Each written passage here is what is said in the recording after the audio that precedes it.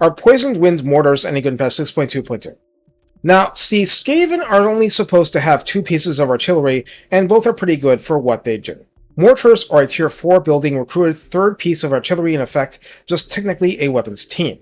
That should guide your thought process to this video.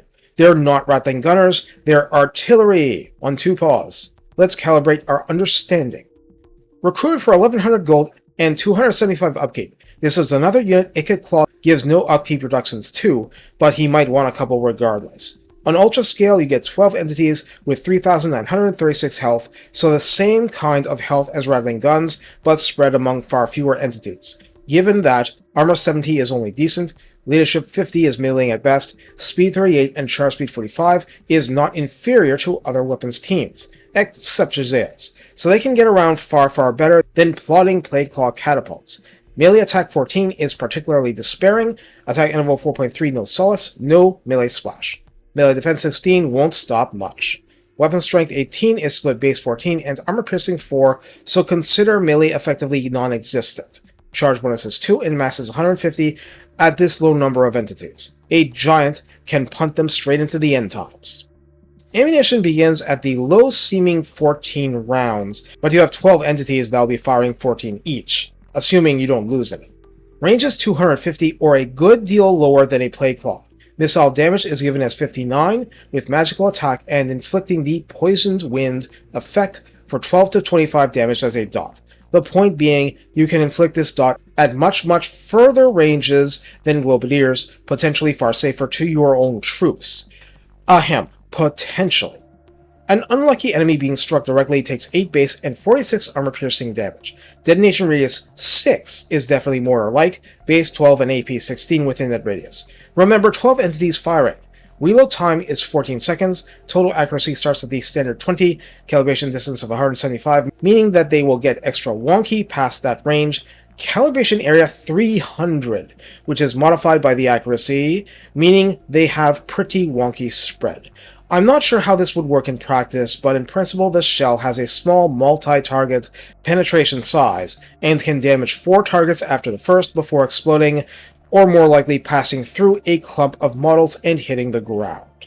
I saw a YouTube video in the run-up to this script showing a mortar unit being particularly awful at firing from the back at an immobile enemy force. Here's the thing, that unit was under strength at that point. If you have a full 12 entities firing just by sheer dumb luck, you're going to hit some of the time, right? Right. Traits as standard are Hide and Forest, but I'll have to note, real artillery can't, Scurry Away, and Strength in numbers. In the Redline skills, Blast Master at 3 pips provides plus 20% ammunition and 8% reload time reduction. Warp Smart gives rank 7 and up mortars, leadership plus 5, missile strength plus 12%, and 15% spell resistance. In the tech tree, Enormous Caches is a key tech, offering minus 5% upkeep, plus 25% ammunition, which is very nice for this. Ensure product quality adds plus 10% range and plus 10% missile strength, we want that. Reject Poor Recruits adds plus 2 to recruit rank. Requisition Protective Gear adds plus 10 armor. Keep in mind, mortars have an unusually low amount of ammunition, but long range. The upgrades may feel impactful. Speaking of upgrades, the Forbidden Workshop has a few goodies specific to this one unit type.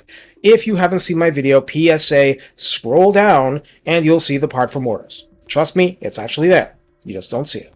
Warpstone Lung grants 15% reload time reduction right off the bat. If you're using the mortars at all, this is precious and powerful, letting you front-load damage before most enemies can effectively respond. Pestilent Wind is not just dishing out a dot, but also inflicts minus 10 leadership on enemy forces. This gets extremely powerful when combined with other leadership debuffs.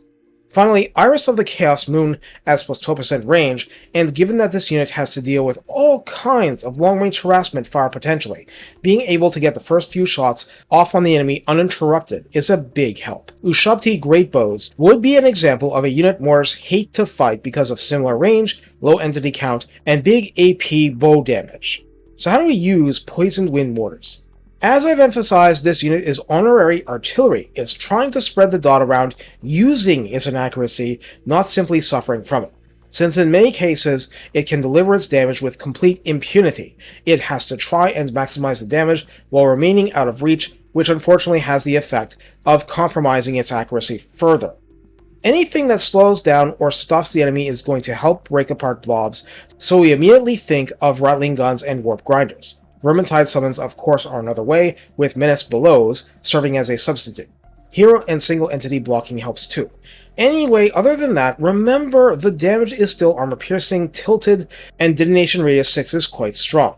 And the extra powder passive on a Warlock Engineer increases explosion damage plus 10%, and that's most of what the Mortars will do in practice. Abuse this combination whenever possible.